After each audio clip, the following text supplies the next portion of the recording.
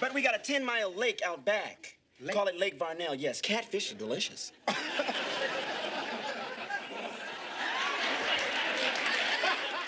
So what I'd do is I'd go out back, man. Cast my reel, pull that out, fry it, dye it, lay it to the side, red beans and gravy. I ain't too lazy.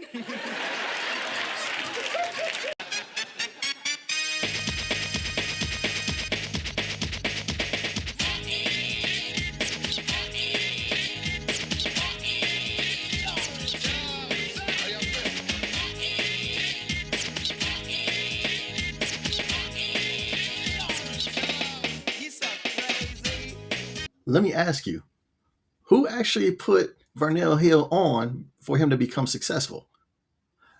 What is the name of Varnell Hill's CD and movies that he was alleged to be peddling in this particular episode? And what 80s icon was Martin mistaken for in this episode? All of those particular questions are going to be answered. What up, what up, what up? Welcome back to the Fifth Flow Reviews. You know, where I take a look at that comedic 90s icon legendary series, Martin, and I go and actually give you all of a look back at the different scenes, trivia, casting, all kinds of different things. Hopefully that I give you a different perspective so you can go back and watch those Martin episodes with new, fresh eyes, right? Today we're going to go ahead and actually look at Hollywood Swingin' Part 1. Now, this is season 2, episode 11.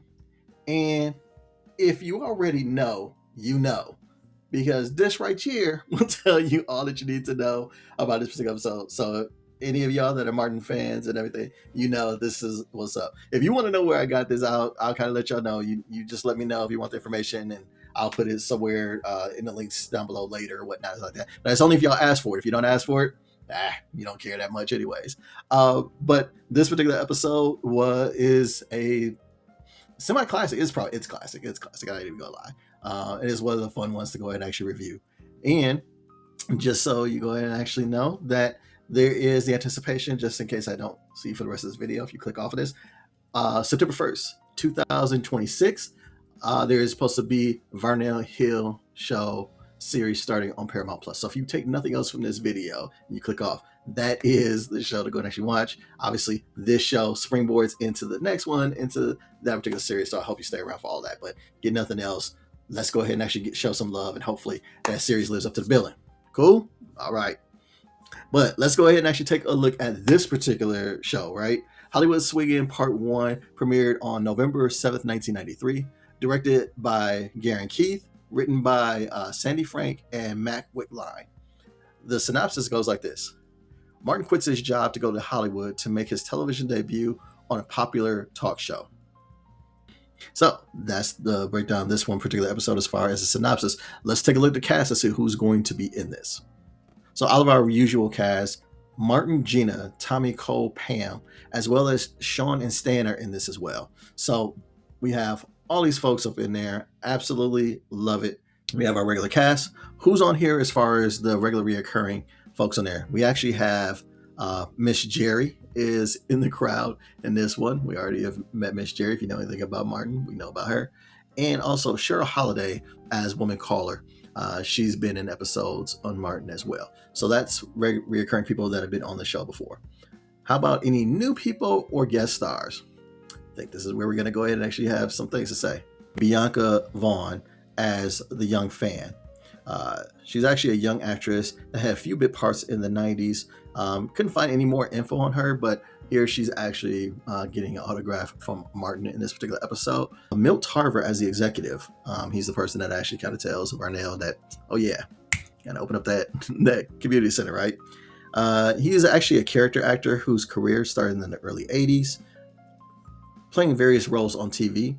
He was most likely remembered for playing a doctor character on The Days of Our Lives. Unfortunately, Milt died on December 30th, 2004. So rest in peace, Milt Tarver. And of course, the guest star, that's the breakout of this particular episode, Tommy Davidson as Varnell Hill. Tommy Davidson is a veteran comedic actor and comedian who has worked over 40 years. He's a triple threat actor as he can act, sing, and dance. His ability to impersonate Sammy Davis Jr. and others in his act made him stand out, and his improvisation has been one of the best over the years. He can make small parts memorable, as represented by his 2-episode appearance as Varnell Hill on The Martin Show. However, his mainstream recognition most likely came from being on In Living Color for multiple seasons and being the voice of Oscar Proud in The Proud Family. Now, regular viewers of this channel will also recognize him as Bobby from Strictly Business or Cream Corn in Black Dynamite. But the current project as of 2026 is him revisiting the Varnell Hill character in the Varnell Hill Show, showing on Paramount Plus. But that's it. That's everything that I have for the intro synopsis. We got all this kind of stuff set up. So stay tuned. Scene in this episode is there is no monologue. We get straight into it. And I love that because this part 1 and part 2 have some jam-packed action, comedy, whatever you want to go and actually call it, right? So simple beginning scene where Gina comes in to Martin's apartment and she's letting him know that she got a promotion at her advertising firm, which I believe she's now the assistant director, getting more money, getting paid. And here's the thing, Martin is genuinely happy for her. We've seen episodes where he, has lamented of Gina's success and being more, having more money and things like that, but he's genuinely happy. And so at the beginning of this episode, he's good, he's great, but will that happiness last? Probably not, because this is Martin. So let's take a look and see how everything changes up in the next scene. So now in the next scene, we actually see Tommy, Cole, Pam are all in Martin's apartment with him and Gina. And as a result of Gina getting promoted, Pam has gotten promoted at her job, right? So Pam, being who she is and things like that, is announcing stuff. And Martin just can't take it upon himself to just go ahead and actually be happy for her. He has to get a little dig on her, a little bit personal. And that starts this whole chain reaction, because now Pam gets back at him by going and actually just letting him know that you've been stagnant in your job for a long time. What's up with that? So they both hitting these personal notes on each other, getting some nice vibes and barbs back on there. And it's coming to a situation where it's personal and it makes Martin feel some kind of way. Gina, though, goes ahead and actually, calms Pam down, saying, hey, your buckshots, it's all good. And Martin is right where he needs to be, where just 2 years ago, Varnell Hill was in Martin's exact position. We're going to hold on to that information because we're going to do some timeline check-in on this whole thing. But just let them know that Varnell Hill is now a success. And we talk about Varnell Hill, how big he is. He's bigger than Arsenio, which those of you that don't know, Arsenio was the man back in the 90s or what have you. And so Martin feeling a little bit better about himself. And there's a community center that he's going to open tomorrow. So he's being asked to go and actually do that, which means that there's going to be another opportunity for him to get some publicity and whatnot. So it makes him feel a little bit better about himself. But would that go ahead and actually come about? We'll go ahead and actually see. In this particular scene, there's not a whole lot to go ahead and actually call out, except for, I'm going to tell you, one thing that I found in this particular scene, outside of the quips and the barbs, and there's a couple. Yes, I'm making so much money now, I might start investing in stocks. Well, fine, I got a tip for you. Looking at the back of your neck, hot comb stocks are way up. You're just jealous. Face it, bruh. You've been in the same job for what, 2 years now? Your career is going absolutely nowhere. What's up? Back and forth between Pam and Martin, their usual shtick and whatnot. But the other thing that really kind of calls out for me is the fit that Cole has. Take a look at this fit. You let me know. This boy, he was known for his hats, but look at the rest of these fits too. Cole was a wild boy. He'd be doing some crazy things and whatnot. So I think that's just something to go ahead and actually call out. So before we go and actually get to Varnell Hill in this next scene, let's go ahead and actually get some news information that was going on during this particular episode. And now your global and national news from October 25th, 1993 until November 7th, 1993. In late October, following the assassination of President Melchior Nadi on October 21st, Widespread ethnic massacres and clashes erupted across Burundi, creating thousands of refugees and prompting urgent international calls for military intervention. On October 25th, members of the Kurdistan Workers' Party, the PKK, opened fire in a coffee house in Yavi, killing 38 civilians and sparking widespread protests across Turkey. From October 25th to the 26th, pro-democracy hijackers commandeered a Nigerian Airways Airbus A310, diverting it to Niamey, Niger, to demand the resignation of Nigeria's military-backed government before troops stormed the plane. Meanwhile, from October 27th through November 3rd, severe firestorms swept across Southern California, including major blazes in Laguna Beach, Thousand Oaks, and Ventura County, destroying over 700 homes, burning 160,000 acres, and causing hundreds of millions in damage. On November 1st, the landmark Maastricht Treaty officially took effect, formally creating the European Union, also known as the EU. This established the foundation for European integration, EU citizenship, and future creation of the euro. On November 2nd, in a historic municipal election, Republican candidate Rudy Giuliani narrowly defeated incumbent David Dinkins, becoming New York City's first Republican mayor in nearly 3 decades. And lastly, Christine Todd Whitman defeated incumbent Democrat James Florio, becoming New Jersey's first female governor after running on tax reform. And those are all your news headlines from the period of October 25th through November 3rd, 1983. And now, back to your Martin breakdown. So the next scene, we are at the community center, and Martin shows up. Sean and Stan are there because it is the radio, it's the channel's promotion and whatnot, right? We actually see that there's, while everybody's there, and we go ahead and actually, Martin's psyched up to go ahead and actually do this, and then come to find out, Pan went ahead and actually, he did Martin dirty. He went and actually subbed him out because Varnell Hill happens to be in Detroit. Now, the fact that he would take over this community center because it's publicity, that's all Varnell cares about. But he took Martin Shine on here, and we go ahead and actually get introduced to Varnell Hill.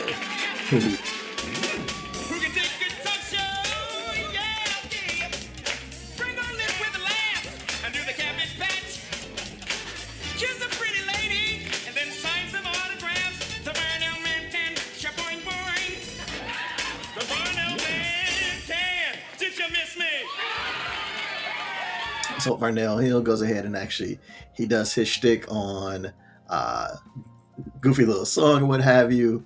Remind everybody to go ahead and actually buy his CDs, his music, his CDs, his movie, all this kind of stuff, right? And then, oh yeah, community center is open, after fact, break it open. And then the crowd is cheering, happy. He goes ahead and actually skedaddles up out of there, what have you, at least off the stage right quick. Then we actually have a conversation where Stan goes and actually introduce Varnell to Martin, but he now remembers him. That Varnell was actually working at the radio station, and Martin was actually an intern there, again, about 2 years ago, right? And Varnell goes ahead and actually says, oh, yeah, you're an intern on there. Go ahead and actually give me some coffee, whatever, blah, blah, blah, right? And Martin say, like, nah, that's not me. I've got, #1 morning talk show in Detroit and whatnot. So a little bit of jealousy, a little bit of comeuppance, all that kind of stuff. And Varnell just kind of placates Martin and says, hey, okay, good for you, whatever. Small potatoes. And just get ready to dip. Stan offers for Varnell to go and actually come onto the show to do an interview for the publicity.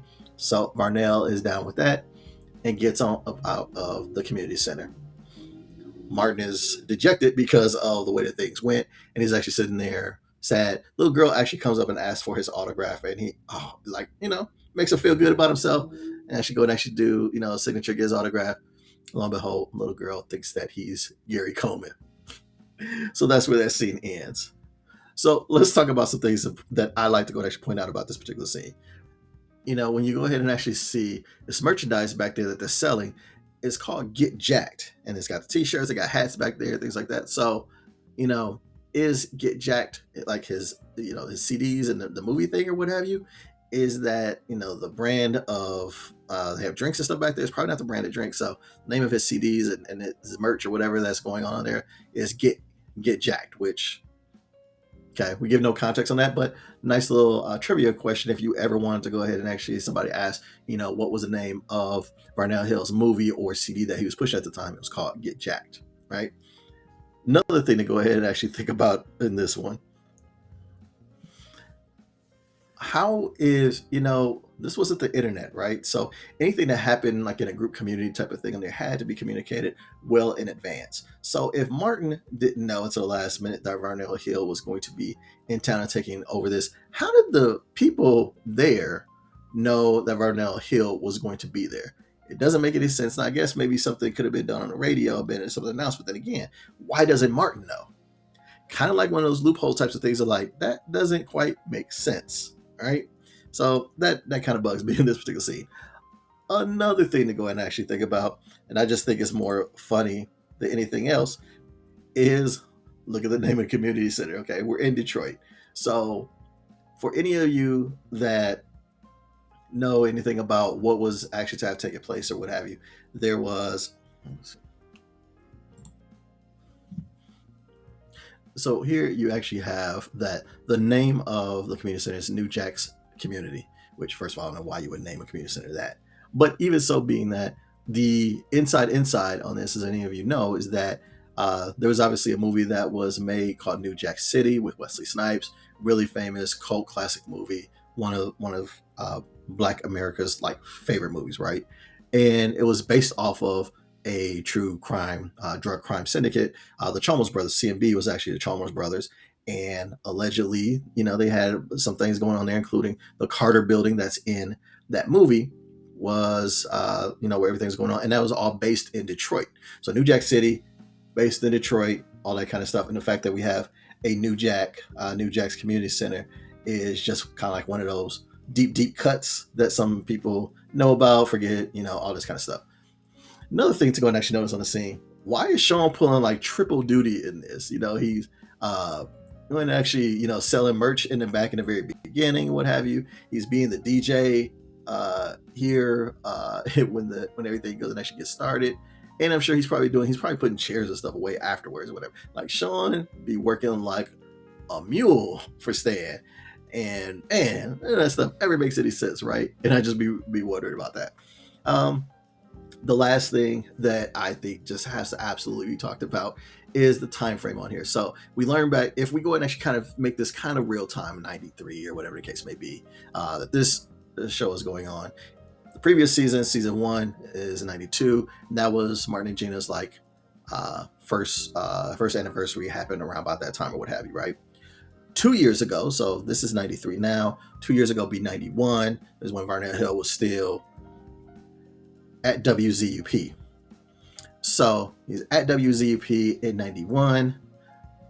Martin and Gina had, maybe they were together. Yeah, I guess that would kind of line up that they might have been together for maybe a few weeks or something like that. Who knows of, how long Martin was there as an intern before Varnell Hill and things like that when actually blew up. But the timing of Varnell Hill's ascension to like stardom for like a 2-year period is absolutely ridiculous. And we'll kind of hit on that in the next scene or what have you, but it's just really kind of interesting of like, could Martin have been an intern 2 years ago, been in a relationship with Gina, because Varnell Hill brings it up that he remembers Gina, him being with a red bone and all that kind of stuff. And just the timing is like very like wonky, but the work timeline kind of works. The ascension for stardom, maybe not work. We'll talk about that a little bit more, but it's all the kind of quiz and trivia I have for you on this particular scene. Let's go ahead and actually take a look at pop culture news, and then we'll get back to it. And now for your pop culture, entertainment, and sports headlines. On October 26, 1993, NFL owners officially awarded the league's 29th franchise to the Carolina Panthers, set to play beginning in the 1995 season. On a sad note, on October 31st, promising 23-year-old Oscar-nominated actor River Phoenix tragically died from a drug overdose outside the Viper Room nightclub in West Hollywood on Halloween night.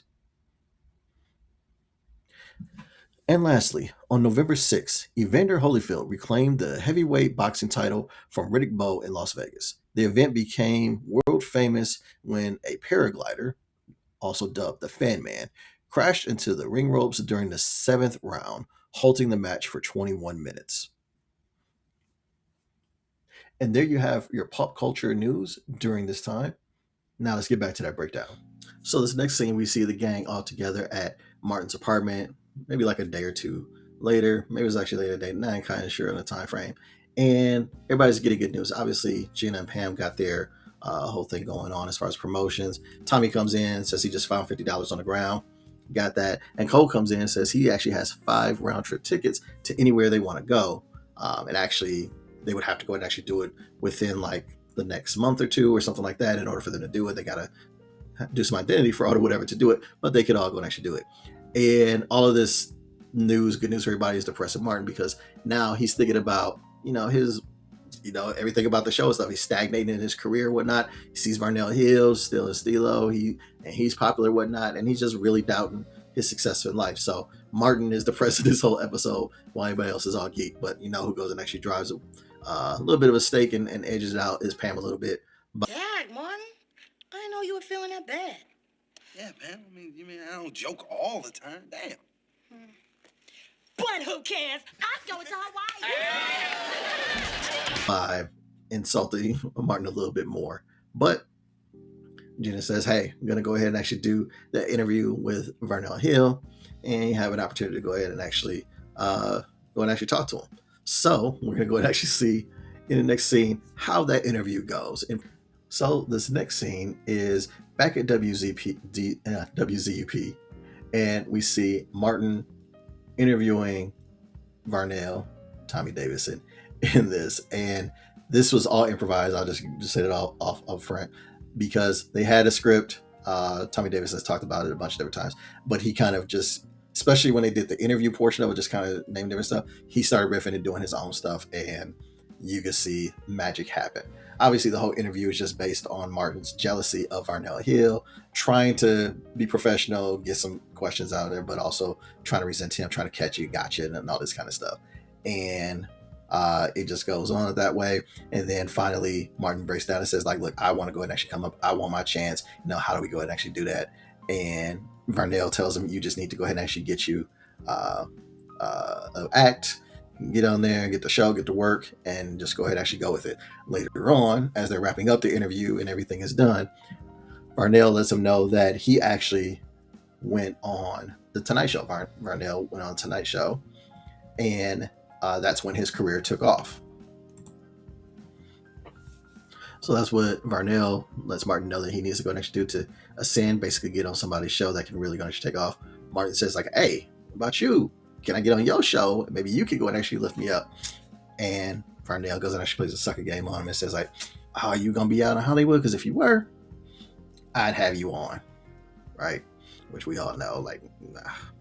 But, he told him, like, hey, if you were on Hollywood, I'd have you on my show. And that's where we're going to actually get that. And then Stan comes in to go ahead and actually, after Varnell's gone, he leaves to his entourage or whatnot. And Stan comes in and lets Martin know that he actually has another promotion going on where he's going to go ahead and actually be doing some type of stripper thing. And Martin's like, I'm tired of getting schemed on. I'm tired of you using me, and I can't take it no more. I quit. And he leaves. He's just done with it. And that's where that scene ends. So let's talk about the scene before we go ahead and actually get into anything else. So there's that. In this scene, obviously, the improvisation is a thing. I'll show you a couple of clips on here, but You see, baby, I don't do this just for the recognition. I do it for the children. You can take the children and bounce them on their knees.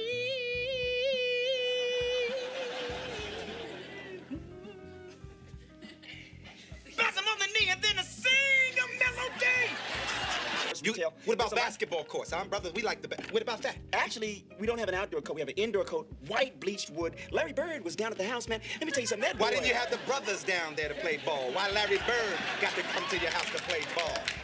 Him and Jordan made that McDonald's commercial there. Do you remember that? That was your house? Exactly. That's where it started. Okay, well, enough about that. Do you have a pool, brother? You got a thing you can swim in, splash. You got that? Don't have a pool. Got it. I thought I had, Jazz. It's classic of just ridiculousness that goes on. But some of the things I also want to go and actually call out here. Well, one of the things about this particular scene on there is that jacket that Varnell Hill has on is actually, that's quintessential 90s gear, whatever. New Jack swing, leather, bright colors, love it. I looked for that jacket for a while, couldn't find it, don't know who makes it or whatever, but it was very much quintessential 90s, and that was the thing.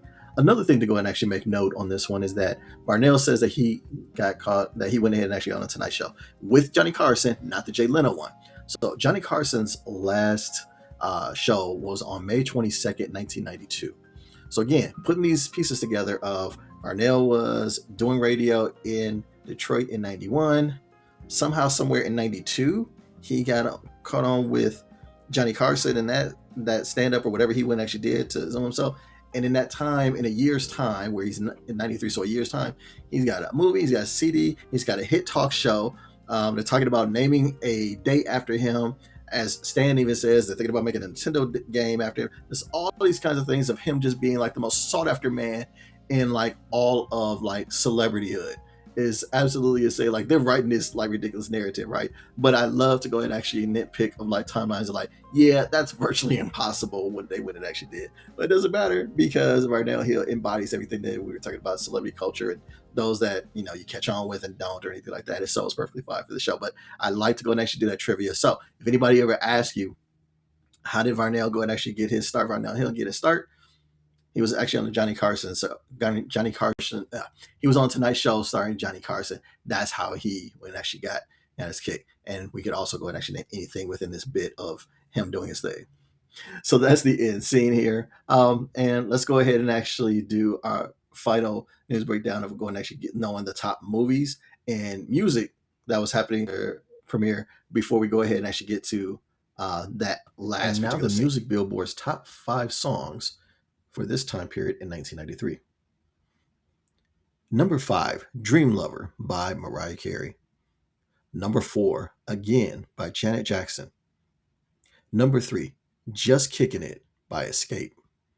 Number 2, All That She Wants, Ace of Base. And number 1, I'd Do Anything for Love, But I Won't Do That by Meatloaf. And finally, your top 5 movies as of November 7th, 1999. Number 5, The Beverly Hillbillies in its 4th week. Number 4, Cool Runnings with John Candy in its 6th week. Number 3, RoboCop 3 in its premiere week. Number 2, Flesh and Bone starring Dennis Quaid and Meg Ryan in its premiere week. And holding the number 1 spot, The Nightmare Before Christmas in its 6th week of release.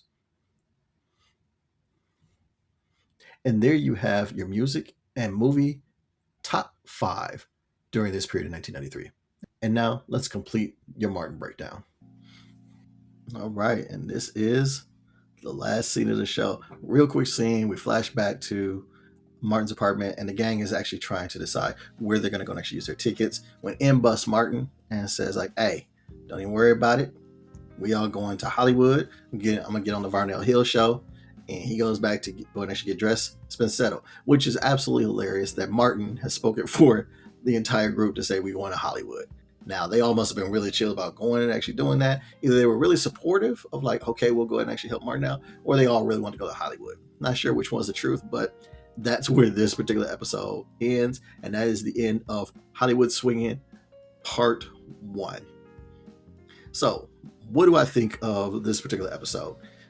This is part 1 of a classic. It's the Varnell Hill show. Tommy Davidson guest starring as Varnell Hill, this overexposed celebrity character that's back from Detroit doing the same thing that Martin is doing. He's just doing it 2 years ago, what have you. And the crisis that Martin is going through professionally and things of that nature is very much a thing, right? And having people dig at you that's in your life or whatever really kind of spurs stuff going on. So him doing that, and then on top of that, Stan is using him and all that kind of stuff. So the story is set up well.